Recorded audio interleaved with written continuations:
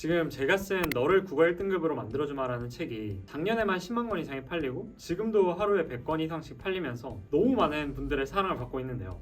진짜 솔직히 말하면 이 정도로 많은 분들이 호응을 해주실 줄은 몰랐어요. 제가 재수 끝나고 동생 과외할 때 저만 보기 아까워가지고 정리해놓은 거를 9일만이란 책으로 냈던 건데 정말 너무 감사드립니다. 그래서 오늘은 9일만 독서편에 있는 14습관 독해법에 대해서 좀 더 구체적으로 제 말씀을 들어보려고 거예요. 9일만을 안 보신 분이라면 진짜 이게 글을 읽는다라는 게 어떤 의미인지 그 어떤 영상보다 확실하게 깨달음을 얻으실 수 있을 거고요. 9일만을 보신 분들이라고 하시면 9일만 안에 있는 내용을 좀 더 확실하게 이해하실 수 있게 될 겁니다. 진짜 장담하는데 여러분들이 지금까지 읽었던 글 읽기 방식은 완전히 잘못됐다는 걸 좀 깨달으실 거예요. 이 14습관이라는 건 간단히 말해서 1등급들이 독서 지문을 읽을 때 자기도 모르게 무의식적으로 하게 되는 14가지 습관에 대해서 제가 정리를 해놓은 겁니다. 제가 재수할 때 이 14습관을 깨달았는데 이걸 깨닫고 2개월 만에 만년 3, 4등급에서 고정 1등급으로 올라갔었어요. 진짜 사설이든 뭐 평가원이든 전부 다 수능 때까지 1등급을 받았고 수능 날에도 결국 1등급을 받아냈습니다.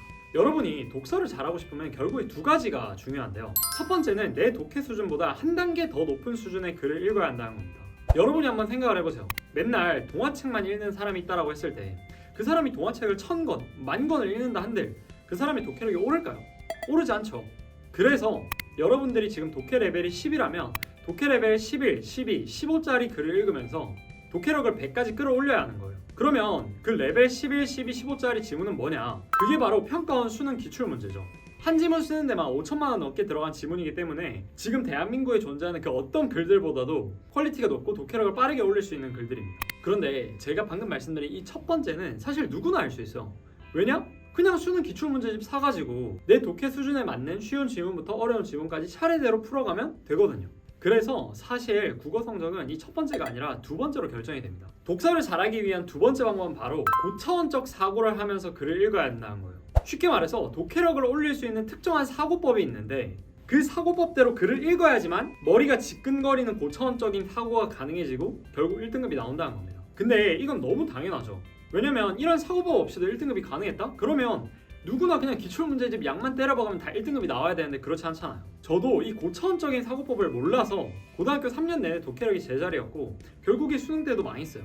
그러면 이렇게 생각할 수 있죠. 고차원적인 사고를 하는 법만 익히고 계속해서 양을 때려박으면 1등급 나오겠네? 맞습니다. 이 아이디어에서 시작한 게 9일만이에요. 저는 선천적인 1등급이 아니었기 때문에 1등급으로 올라서는 과정에서 제가 발견했던 고차원적 사고법들을 전부 다 모았습니다. 그리고 그렇게 모아서 완성된 게 14습관이라는 거예요. 제가 모으다 보니까 1등급들은 총 14가지의 습관을 무의식적으로 사용하고 있다는 걸 알아냈습니다. 걔네는 그냥 감각적으로 타고난 유전자 빨로 그거를 알아냈던 거예요.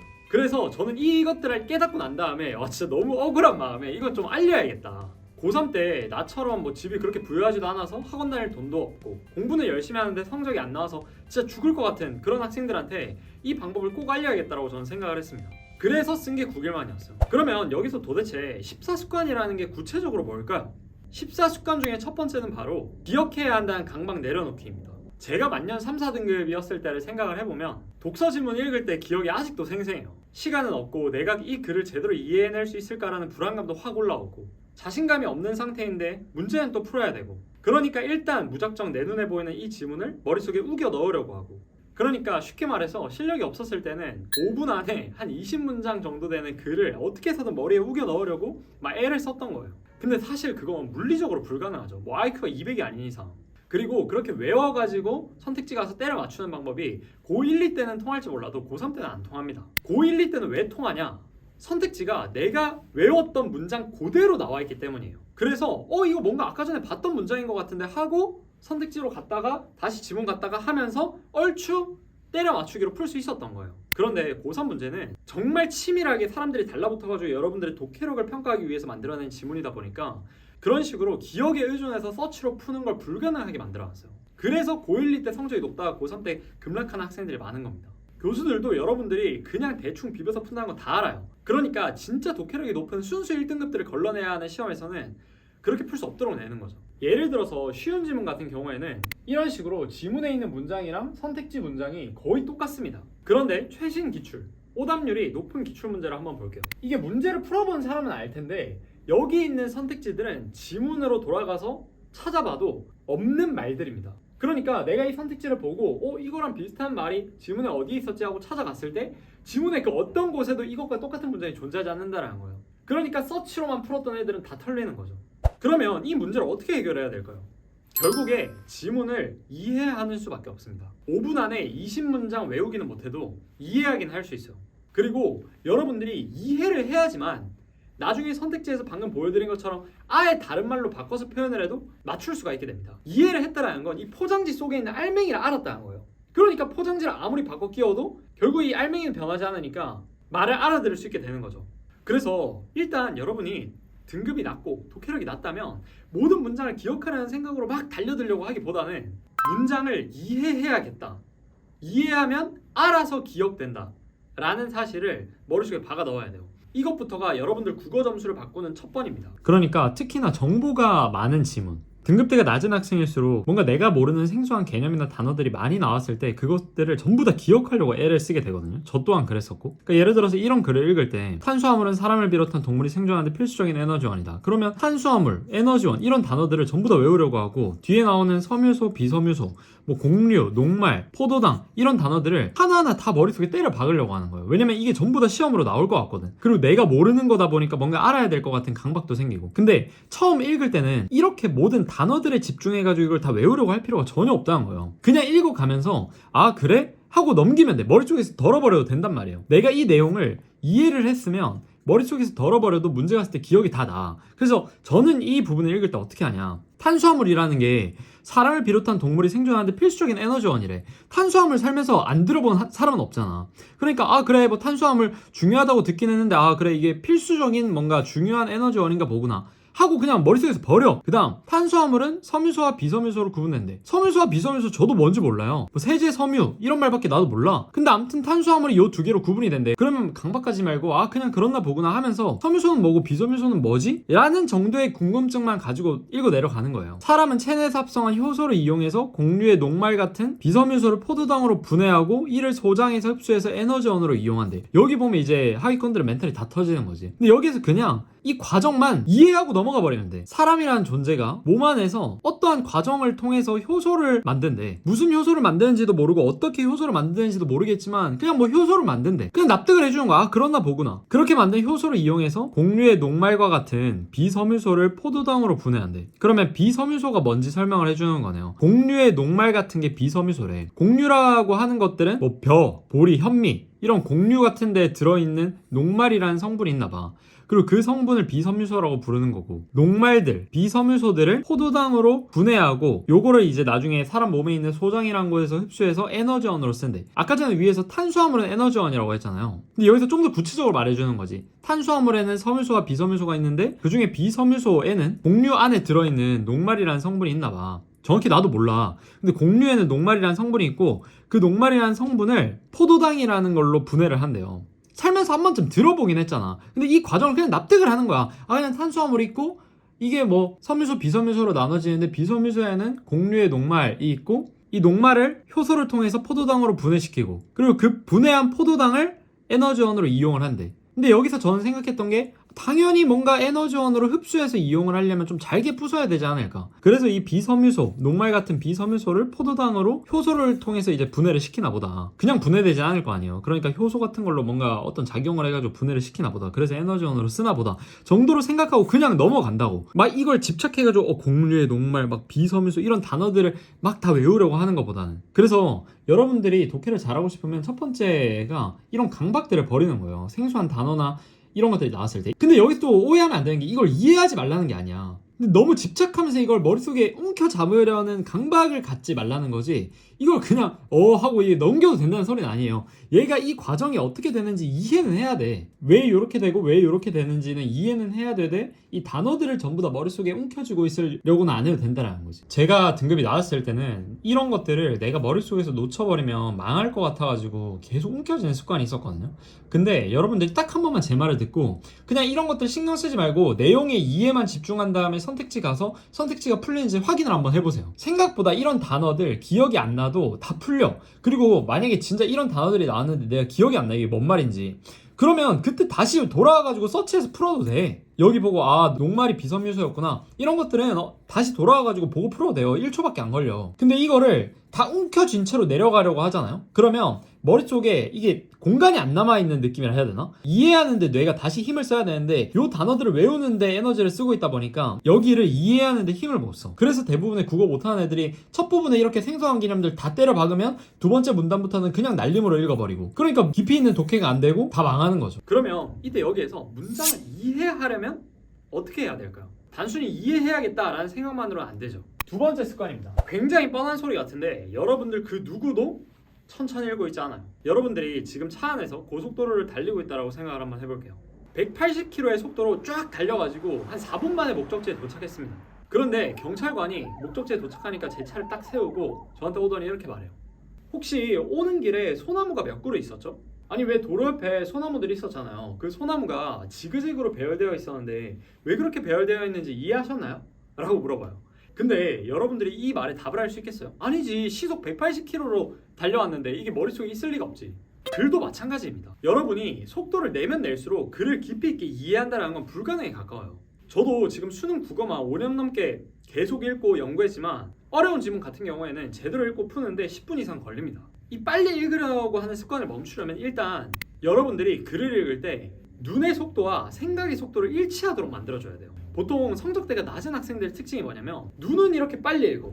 근데 생각은 저 뒤에 있어요. 그러니까 지문이 이렇게 있을 때 눈은 이미 여기를 읽고 있는데 생각은 여기야. 그러니까 글을 빨리 읽는 것처럼 보여도 사실 윗부분에 필연적으로 했어야 됐던 사고들이 많이 남겨져 있는 상태예요. 그 구멍이 숭숭 뚫려 있는 거지. 여러분들이 반드시 명심을 하셔야 되는 게 문장이 머릿속에 안 들어오잖아요. 그러면 더 이상 다음 문장으로 시선을 보내지 말고 여기서 멈춰야 돼. 그러고 이해하는데 시간을 쓰란 말이에요. 천천히. 이렇게 하면 지문 다 읽었을 때 9분 정도 지나 있을 겁니다.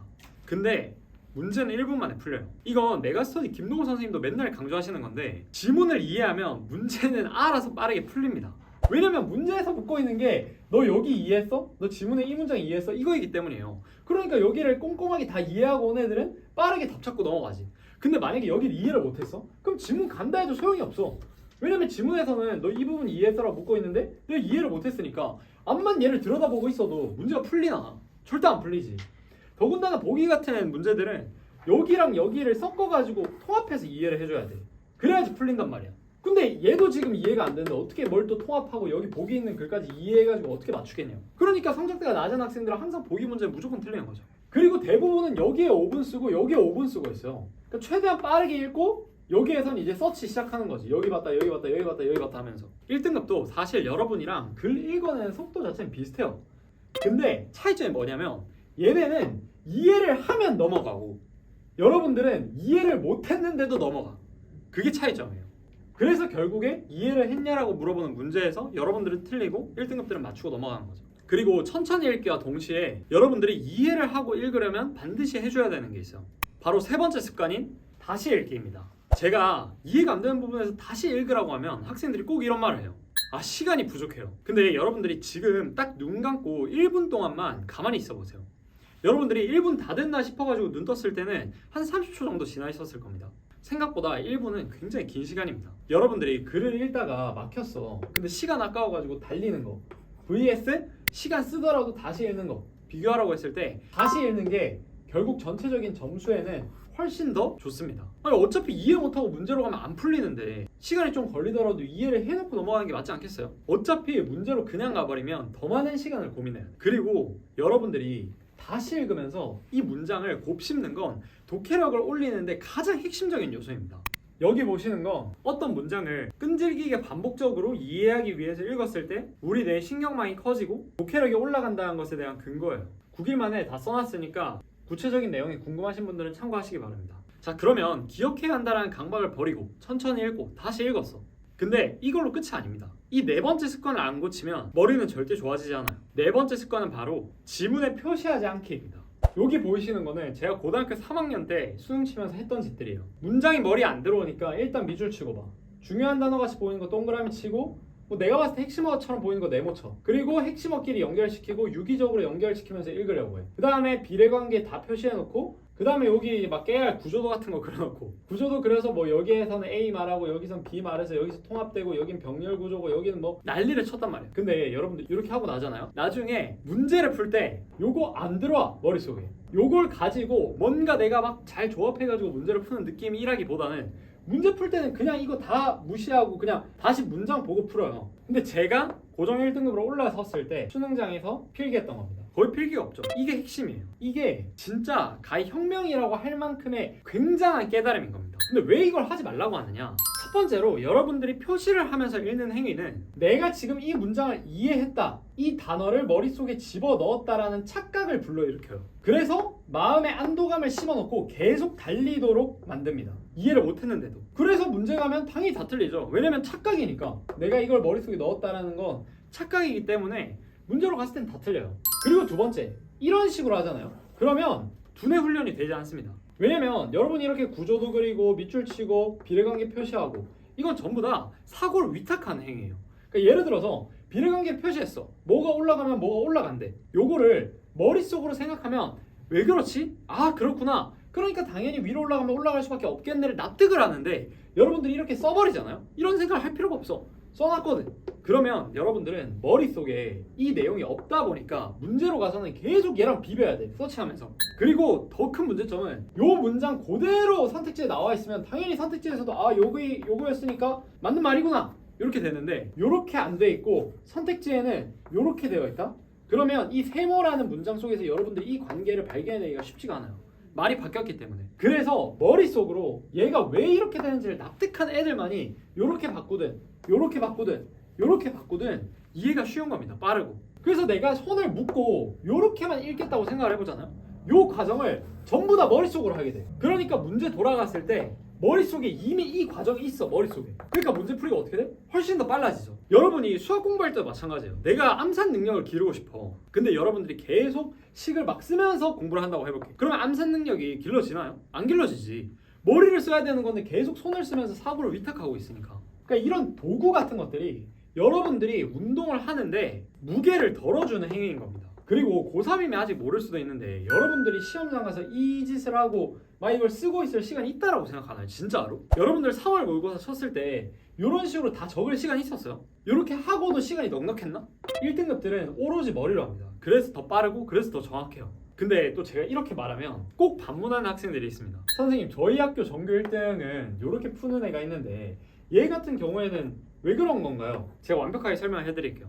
그건 마치 뭐와 같냐면 손흥민 선수가 경기장 들어가기 전에 오른발로 경기장에 있는 선을 이렇게 밟고 들어가는 게 자기 루틴이래. 그래서 여러분들이 아 축구를 잘하려면 저렇게 경기장을 오른발로 밟고 들어가야 되는구나 라고 생각하는 거랑 똑같아요. 근데 그거 한다고 축구 실력이 오르나요? 축구를 잘하려면 체력을 기르고 슈팅을 배우고 패스를 배워야 되는 거 아니에요? 1등급들은 표시하지 말고 읽으라고 해도 1등급 나옵니다. 걔네는 그냥 이렇게 밑줄 치면서 읽는 게 습관이 돼버리고 저도 이 재수때 1등급 받았을 때 이렇게 읽으라고 하면 읽을 수 있어. 근데 나는 이게 더 불편했기 때문에 그냥 안 한 거예요. 나도 읽으면서 그냥 요 정도는 칠 수 있지. 쳐줄 수 있어. 그래서 1등급들한테는 이런 표기 같은 것들이 심적 안정감 외에는 의미가 없어. 그러니까 이게 무슨 독해를 잘하는 비법인 것 마냥 여러분들이 생각하지만 이건 거의 아무런 상관이 없다는 거예요. 손흥민의 경기전 루틴처럼 걔네는 머릿속으로도 이걸 해. 근데 동시에 그냥 손으로도 표기를 하고 넘어가는 거야. 근데 걔네도 이렇게 푸는 이유가 있지. 강사들이랑 학원쌤들이 이렇게 가르치니까. 근데 제가 진짜 강하게 말씀드리는데 독해력이 낮다, 내가 3, 4등급 이하다 이런 식으로 배우면 절대로 성적 안 오릅니다. 왜? 내가 이런 강의를 들었거든 고3 때. 그래가지고 백날 첫날 이거 연습만 하고 있었어. 글을 제대로 이해하는 연습보다는. 그러니까 수능장 가서 어떻게 돼? 망하는 거죠. 그리고 하위권들이 봤을 때는 저도 하위권이었을 때가 있었지만 얘네가 하는 이런 표기들이 뭔가 비법같이 보여. 강사들이 하는 이런 표기가 이렇게 읽기 때문에 얘네가 글을 잘 읽는 거구나라는 착각을 불러일으키도록 만들어요. 왜냐면 걔네 머릿속에서 일어나는 일들은 내 눈에 안 보이잖아. 근데 이 표기는 보이거든. 그러니까 이 표기라도 따라가려고 하는 거야. 그러니까 손흥민이 슈팅 전에 무슨 생각을 하고 차는지는 안 보이지만 손흥민이 경기 전에 오른발로 선을 밟고 들어간다라는 거는 명시적으로 보이니까 저거라도 따라하자 이렇게 되는 거야. 근데 저도 그랬어요. 저도 고3 때 국어 1등급인 친구 문제집 보고 아 저렇게 푸는 거였구나. 아 나는 동그라미를 쳤었는데 아 얘는 핵심어에 네모를 치는구나. 이 생각을 하고 있었어. 그래서 동그라미보다 네모가 좀 더 눈에 잘 들어오니까 네모를 쳐야지 더 기억이 잘 나지 않을까라는 생각을 하고 있었다고. 제가 1등급이 되고 나서 보니까 전부 다 뻘짓입니다. 그리고 여러분들이 좀 더 글을 제대로 이해하려면 밑줄을 긋지 않는 것과 동시에 지켜줘야 되는 습관이 있어요. 그건 바로 5번째, 대화하며 읽기입니다. 여러분들 지금 이 문장을 한번 읽어보시기 바래요. 이 문장을 지금 읽었을 때 여러분들 머릿속에는 어떤 생각이 드시나요? 배고프다? 자, 1등급들은 이 문장을 읽었을 때 무슨 생각이 머릿속에 드냐면 왜 유학자들은 서양 의학의 필요성을 못 느꼈던 거지? 라는 의문이 바로 듭니다. 근데 이건 너무 당연한 거야. 유학자들의 생각을 제대로 알려면 당연히 이런 질문이 들어야 되지 않겠어요? 여러분들은 이 문장을 읽고 바로 납득이 되시나요? 예를 들어서 당시 유학자들은 비합리적인 의학의 필요성을 느끼지 못하였다 라고 돼 있으면 그냥 납득하고 넘어갈 수 있지. 왜냐면 말 자체로 비합리적인 의학이라고 했으니까 당연히 비합리적인 의학은 필요성을 못 느꼈을 수 있네 이러면서 넘어갈 수 있잖아요. 근데 서양 의학이래. 왜? 서양 의학은 우리가 지금 알고 있는 의술 같은 것들이잖아요. 상처나면 연고 바르고 수술하고 이런 것들. 근데 왜 유학자들이 서양 의학의 필요성을 못 느꼈던 거지? 당연히 궁금해야 된다고. 글을 이해하면서 읽는 애들. 놀랍게도 바로 다음 문장에서 출제자들은 이렇게 글을 써주고 있습니다. 왜 유학자들이 서양 의학의 필요성을 못 느꼈는지 근거를 들어서 다 설명을 해주고 있어요. 제가 지금 특수한 문장 하나를 들고 와서 이렇게 설명하는 게 아닙니다. 여러분들 스스로 기출 분석을 해보시면 거의 모든 글이 이렇게 쓰여져 있다는 걸 느끼실 거예요. 왜냐면 이렇게 쓰는 게 논리적인 글이거든. 독자가 의문을 품을 만한 부분에 대해서 답변을 해주고 또 의문되는 부분이 생기면 또 답변을 해주고 이렇게 쓰는 게 당연히 논리적인 글이기 때문에 좋은 글들은 이런 구조를 띌 수밖에 없는 거예요.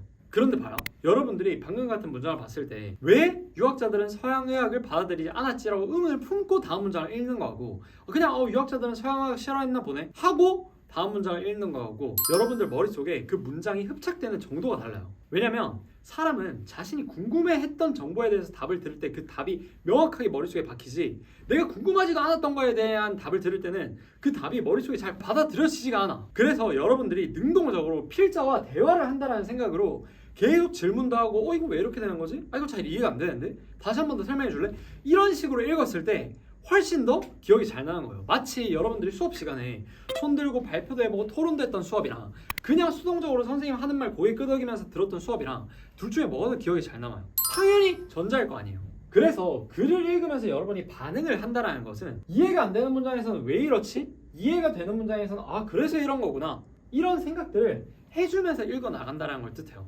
자, 근데 여기서 이 대화하며 읽기를 좀 더 잘하는 방법이 있습니다. 그건 바로 6번째 습관인데 바로 이 추상어 감지하기라는 습관이에요. 여러분이 지금부터 교수님한테 질문 하나를 한다고 해볼게요. 교수님, 왜 인간은 불에 타서 한 번에 죽는 것보다 평생을 광산에서 땅 파기하면서 살다가 죽게 하는 것이 왜 더 고통스러운 건가요? 이렇게 질문을 했어요. 근데 교수님이 답을 합니다. 학생, 그 이유는 인간이 감각적인 존재라서 그런 거야. 여기에서 교수님의 대답을 들었을 때 1등급이랑 하위권이랑 반응이 갈려요. 하위권은 그렇습니까 교수님? 감사합니다 하고 갑니다. 1등급은 어떻게 할까요? 한 번 더 질문을 합니다. 교수님, 감각적인 존재라는 게 구체적으로 무슨 뜻이죠? 이게 핵심이에요. 왜 이렇게 질문을 해야 되는 걸까요? 여러분이 한번 생각을 해보세요. 여러분이 감각적인 존재라는 단어를 딱 들었을 때 무슨 말인지 구체적으로 말로 설명할 수 있겠어요? 잘 이해가 안 가지. 왜냐면 감각적인 존재라는 말 자체가 추상어이기 때문에 그래요. 근데 이렇게 추상적인 단어나 문장이 많이 나오는 지문에서 여러분들이 다시금 질문해가지고 그 추상적인 단어나 문장을 구체화 안 시키고 간다? 그러면 이 문장이 결국에 선택지에 구체화돼서 나와. 그러면 여러분들이 선택지 봤을 때는 이게 무슨 말이야? 이렇게 되는 거죠. 근데 이게 독해력이 낮은 학생일수록 추상어를 감지하는 능력이 굉장히 떨어져요. 그러니까 내가 제대로 이해가 안 됐는데도 그냥 그래 이렇게 하고 넘어가 버려.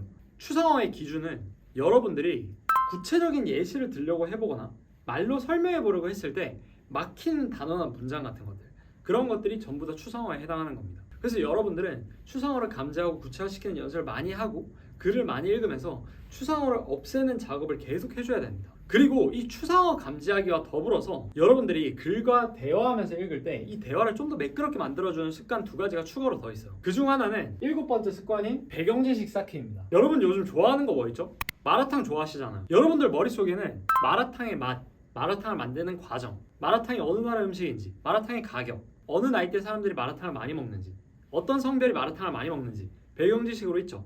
이 상태에서 마라탕의 모든 것이라는 글을 읽을 때 이해가 잘 될까요? 안 될까요? 좀 더 잘 되겠죠. 다른 글들에 비해서. 왜? 배경지식이 있으니까. 그런데 만약 여러분들이 분팅능의 모든 것이라는 글을 읽는다고 해보겠습니다. 그러면 잘 이해가 될까요? 이해가 안 되지. 난 분팅능이라는 걸 처음 들어봤거든. 이건 베트남 전통 음식이에요. 근데 이게 모든 글이 마찬가지예요. 내가 배경 지식으로 그 글에 나오는 개념들을 어느 정도 알고 있는 상태라면 글은 훨씬 더 매끄럽게 읽힙니다. 훨씬 더 대화하기가 수월해지는 거죠. 10년차 의사는 당연히 생물 지문을 더 쉽게 읽을 거고 10년차 변호사는 법 지문을 더 잘 이해하는 게 맞는 거예요. 그래서 여러분들도 수능을 잘 보려면, 수능에 나온 지문과 대화를 잘하려면 출제자가 요구하는 정도의 배경 지식은 다 가지고 있어야 됩니다. 그러면 출제자가 요구하는 정도의 배경 지식이 뭐냐? 바로 여러분들이 중고등학교를 거쳐오면서 수업 시간에 배웠던 교과 개념들이 출제자가 요구하는 배경 지식인 거예요. 이건 고3이 보는 시험이거든요. 지금은 너무 재수생도 많아지고 뭐 죄다 들어오긴 했지만 결국에 이 시험을 치는 절대 다수는 고3이고 고3을 목적으로 만든 시험이에요. 그래서 여러분들이 중고등학교를 거치면서 배웠던 것 말고는 출제할 수가 없는 겁니다. 배경 지식으로. 근데 그렇다고 해서 우리가 지금 당장 교과서를 볼 수 있나? 없지. 기출문제 풀기도 바쁜데. 그래서 기출문제를 보면서 배경 지식을 쌓는 겁니다. 역으로. 왜? 이 기출문제는 배경 지식이 녹아져 있는 글이거든. 그러니까 기출문제를 보고 역으로 요 안에 들어가 있는 배경 지식들을 전부 다 체득을 하는 거죠. 그리고 출제자 입장에서 이 기출문제에 나왔던 개념들은 학생들이 다 한번 받고 공부를 했다라고 생각을 해요. 그래서 다음번에 기출문제가 나왔을 때 난이도가 높아집니다. 요걸 기반으로 쓰여지기 때문에. 그래서 무조건 내가 모르는 게 나온다? 그러면 검색을 하든 뭘 하든 난리를 쳐가지고 완벽하게 알아놔야 돼. 예를 들어서 기출문제를 푸는데 바이러스라는 개념이 나와요. 저는 예전에 국어를 못할 때는 그냥 이런 단어를 나왔을 때 맥락상 그냥 뭐 그런 뜻인가 보다 하고 넘겼어. 근데 재수할 때는 이 모든 걸 완벽하게 이해해야겠다는 생각을 가지고 정말 바이러스가 세포에 침투하는 과정이라고 막 유튜브 쳐가지고 검색해보기도 하고 책 중에 우리가 몰랐던 바이러스 이야기라는 책이 있거든요. 그런 책도 빌려가지고 막 읽어보고 그랬어요. 왜냐면 이게 계속 나와. 바이러스가 세포도 계속 나오고 그러면 이게 수능에도 나올 가능성이 있다는 건데 요거와 관련된 개념들을 당연히 제대로 알아놔야지 수능도 쉽게 풀 수 있지 않겠어요. 근데 이렇게 제가 한번 완벽하게 개념을 이해해놓고 보니까 이 바이러스 관련된 지문, 세포 관련된 지문이 나온다? 자신감이 붙어 일단. 내가 알고 있는 거니까. 근데 이 상태를 왜 안 만들어 놓는 거냐는 거지. 그리고 이 배경 지식 쌓기는 경제 지문 풀 때 엄청나게 중요해요. 과학 기술이나 뭐 법이나 다른 지문들보다도 경제 제재의 지문은 여러분들이 이 지문에 나오는 기초적인 단어들을 모르고 있다? 그러면 푸는 게 거의 불가능에 가깝습니다. 지금 보이시는 이 단어 통화량, 금리, 이자율, 수출, 수입, 환율, 뭐 유동성, 실질 통화량, 기준금리, 기축통화, 경상수지 이 단어들 중에 여러분이 모르는 단어가 하나라도 있다? 그러면 지금 당장 전부 찾아보고 배경지식으로 쌓아둬야 됩니다. 왜냐면 올해 수능에도 나올 가능성이 있거든. 그리고 방금 제가 보여드린 단어들은 전부 다 기출에 나왔던 단어이기 때문에 그렇게 구체적으로 설명 안 해주고 바로 글이 전개될 거예요. 그러면 이거 모르는 애들은 아는 애들에 비해서 당연히 문제 맞출 확률이 낮아지는 거죠. 그 다음 이 배경지식 쌓기와 더불어서 대화함을 읽기를 도와주는 8번째 습관은 바로 이미지화입니다. 일단 말 그대로 글을 읽으면서 이미지를 떠올려주는 거예요. 우선 여러분들이 독해력이 낮다면 읽는 모든 문장마다 이미지화를 해주려고 노력을 해야 됩니다. 왜냐면 모든 단어는 이미지를 품고 있어요. 칠판이라는 단어는 이 칠판이라는 이미지를 품고 있고 사람이라는 단어는 이런 이미지를 품고 있겠죠. 그러면 이러한 단어들이 모여서 만들어진 문장도 당연히 이미지를 품고 있을 겁니다. 그래서 그 문장을 구체적으로 이해하려면 당연히 그 문장에 담긴 구체적 이미지도 함께 떠올려줘야 되는 것이죠. 물이라는 단어를 읽을 때 그냥 물 이렇게 하고 넘어가는 학생이랑 흐르는 물소리를 떠올리고 강물의 이미지를 막 그려. 그런 학생들 중에 누가 더 이 단어의 의미를 구체적으로 이해했다라고 말할 수 있겠어요? 당연히 이미지를 그리는 학생이란 말이에요. 그래서 만약에 여러분들이 이런 문장을 읽었어. 그러면 머릿속에는 동시에 이런 그림이 떠올라야 된다는 겁니다. 포유동물, 즉 새끼를 낳는 동물이라고 했으니까 전 저희 집에 있는 강아지가 떠올랐어요. 여기서 말하는 청세포라는 건 귀에 있는 세포를 말해요. 이건 좀 맥락이 있어야 알 수 있는 거긴 한데 일단 그래서 청세포라고 하니까 이 귓부분을 머릿속으로 이미지로 떠올려줍니다. 여기 있는 세포들을. 그리고 얘가 외부의 소리를 감지한대. 그러면 소리가 이렇게 들릴 때 어떤 점에서 얘가 요 청세포에 들어가서 청세포가 얘를 감지하게 된다는 거죠. 그러면 내 머릿속에는 이걸 읽는 순간 일단 포유동물이 생각나고 거기에 있는 귀가 구체적으로 막 이미지가 그려지면서 그 귀 안에 있는 세포들 그리고 그 세포가 소리를 감지하는 그 과정이 머릿속에 그려져. 그리고 이 청세포가 수축과 이완을 반복하면서 특정 음파에 대한 민감도가 막 증가했다 줄어들었다 한다고 했으니까 이 세포가 뭐 줄어들었다 수축했다 하면서 뭔가 이 강아지가 소리를 받아들이는 뭐 그런 조정 과정이 있겠구나 라고 생각하고 넘어간다고요.